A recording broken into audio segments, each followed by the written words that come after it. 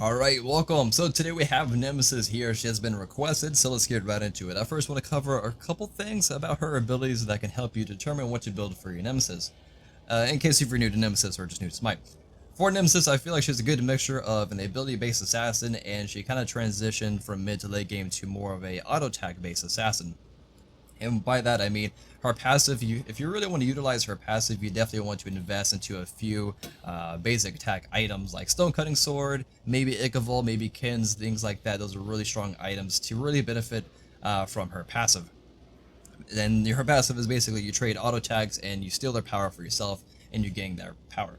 Now, you don't need a lifesteal item on her if you can play her really well, or just well enough to understand that her 3 can actually heal you for quite a bit if you're good at timing those the shield pops. So you pop your shield, a mage uses like an ability on you, and then you absorb all that damage and you heal up from it. So your heal pretty much comes from your 3.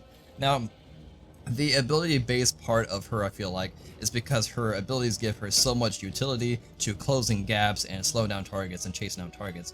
Her 2, a lot of people don't realize this, that at max rank it is 50% slow. That is a devastating slow, and between that and your 1 you can easily close gaps. So I don't feel like Haste Mentalis is a core item, and I feel like Haste Mentalis and Frostbound Hammer, those 2 items, those are more maybe flavor items or optional items if you really just want to stick to your target, but those items aren't really necessary, I feel. And as well as being able to lower the cooldown on your ultimate as much as you can, it's a pretty good factor. I think 20% cooldown reduction is plenty fine, since her cooldown on her ultimate is already 70 seconds. Being able to lower the cooldown on her ultimate is huge because you just shred half of their protections, you gain 25% movement speed on top of slowing them by 50% with your 2, and being able to take half of their current life is just a lot. So that's pretty much it, so let's get right into it, talking about her, just building her. Now, for Nemesis in Conquest, normally you're jungling for Nemesis in Conquest. If so, definitely go to the Bumba's Mask. If you are laning, you could go into a Bluestone Pennant. Personally, if you are laning in Conquest, or if you're trying her out in Duel, I'd probably go into the Thrown Dagger, and you can build this up into the Golden Bow if you want to. These 2 items, they both provide the same thing, and that is being able to allow her to clear a lot better. So you hit an auto attack on 1 minion in front of you, and it cleaves and hit the other minions near it, and that allows for a lot faster clear. So those are 2 options: jungling, Bumba's Mask if you're laning, then you can go to the Golden Bow. So for now, let's just go into a starter item. Just kind of ignore this item slot here for other game modes. Her build doesn't really change too much from game mode to game mode. So after your starter item, let's just go into boots, where Tabby, no real reason for the other boots. After this point, you often see people rush right into the Yoan's Wrath. Reason being, it's fairly cheap for all the good stats that you need. Pretty much like other assassins that are ability based, this provides them with a lot of power. Decent pen for early on, and the cooldown reduction is what you're looking decided for. Now, after this point, it varies a lot from this point. If you want to be more tanky and then go with the 40% cooldown reduction, which is not necessary, it's just optional, then you go to the breastplate. If you don't care for the protections, because you can get your protections by using your ultimate, then you can go into another option. You can go into the Ichavolt. The Ichavolt is a really strong item, and it's really cheap. If you look at it, it's only 1700 gold, and it provides you basically with 30 power and 30% attack speed and the 10 flat pin. Now that power, you may be wondering, where does that power come from? Because I don't see it here. It comes from the passive. As you land your auto attacks up to 3 stacks, so it's 10 power per stack, you steal your target's physical power. So if you buy this item and you start trading auto attacks with another assassin or a hunter, it allows you for a really good boxing potential, and you can pretty much out trade them between your Ichavolt and her attack progression, which is a really strong. Look at this, 1-1, 0.75, and that last hit hits really hard. So Ichavolt is really good on her. After this point, you can go into, I would say a core item for her would definitely be the Stone Cutting Sword. So this is more to a mid to late game. You probably don't want to rush this out of the gate because it's really expensive. So for mid to late game, I would definitely try to invest into this item. Reason being, the 10% movement speed allows her to, again, just stick to your target from slowing them with your 2, increasing your movement speed with your ultimate, and dashing in with your 1. That's too sick. Has a lot of physical power to it.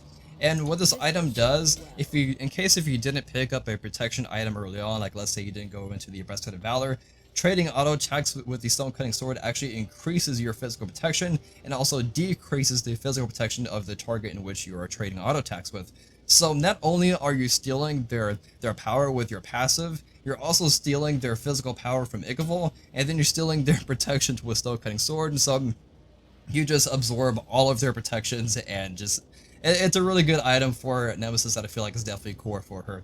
And then after this point you can go into a penetration item, because not all the time are you fighting the same target in which you ulti them, or let's say your ultimate is obviously not up because it's an ultimate, it has like over a minute cooldown.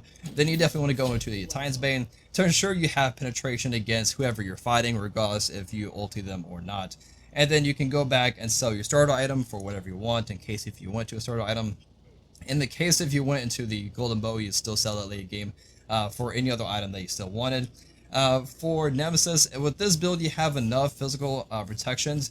I have 71 right now. Of course, that's plus 30 with the stone cutting sword once you have all 3 stacks. So in this case, I would probably go into a magical protection item. I'd probably go into the Borg of Hope. So regardless if a magical god or physical god damages you, as soon as you go below that 30% health threshold, you have that shield. Obviously, the shield is universal. It's effective against all type of gods. Not only will you have the Borg of Hope shield, it also stacks with your Retribution, your 3. So you have double shields, and this allows you for a good mixture of both physical and magical protection. So, for example, I just go against Odinbot. You can go ahead and see the auto attack chain. As you can see, the 4th hit in the auto attack chain hits really hard, and you can see I have 236 physical power and a good balance between both physical and the magical protection on the lower left hand corner here. Now, of course, it's only Odin bot that's level 1, probably with no items. In case if you do pick up Igavol regardless throughout your build, definitely sell Igavol late game once you're full build, because this item doesn't translate the best into late game. And you can just sell this item for Kins. It's a pretty good, it's pretty typical to see this, right? You pick up the Igavol early on and you sell this late game to pick up Kins. Kins is overall pretty much stronger than Igavol, and pair that up with the stone cutting sword, you have a good amount of boxing potential with just your auto attacks. This gives you the attack speed, it gives you a good amount of physical power, and the passive on Kins is just so strong. It allows you to have a lot of damage on your auto attacks. So the build doesn't really change too much from game mode to game mode, just kind of run it through. For Arena, I wouldn't recommend playing Nemesis in Arena, honestly. She doesn't do too well. Arena kind of thrives off of, ganking and surprising her targets. It's kind of hard to do that in Arena. You just have to go all in. So for Arena, I would probably recommend going into a couple of protection items. So after Yoan's Wrath, you can go into a breastplate, just to ensure you don't get blown up as soon as you go into a team fight. So you go to breastplate after the Yoan's Wrath, and then I'll still go into an attack speed item. Maybe not attack speed, maybe go into like a stone cutting sword, and then the attack speed item, go into Kins, and then top it off with like Borg of Hope. Or it's kind of difficult to work an arena build, I feel, for Nemesis. And this way you would have to really rely on your ultimate to shred their protection. So as far as some good relics to go into, it really depends on what you're looking to do. Sprint is always good on her to ensure you can chase down targets or escape. She has no CC immunity in her kit, so Purification is also really strong on her. And for the case for Assault, you definitely go into Meditation. Now, for Nemesis, there are quite a few counters that I wanted to bring up for this video, just ending here. One item that you can use to counter Nemesis would be the Winged Blade. Of course, you can also pick this up on Nemesis. It's always a good item to pick up.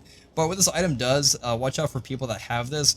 They buy this to counter your slow, since Nemesis obviously thrives on just slowing you with her 2 and things like that. This will actually just immune the slow from your 2, and they can just immune the slow and just move a lot faster. So this is a good counter to Nemesis. Another counter you can look from people that are looking just to really neglect Nemesis is just go into Meditation. So you steal their half of their current HP, they can just bring it back up with Med. Of course, it's not as strong as getting a Nemesis ultied. Or once you go ahead and shred their protections with your ultimate, they can pop Shell and they can get all their protections back. So those are some things to watch out when playing as Nemesis. So that's pretty much it. So hopefully it was helpful, and I will see you guys next time. Peace.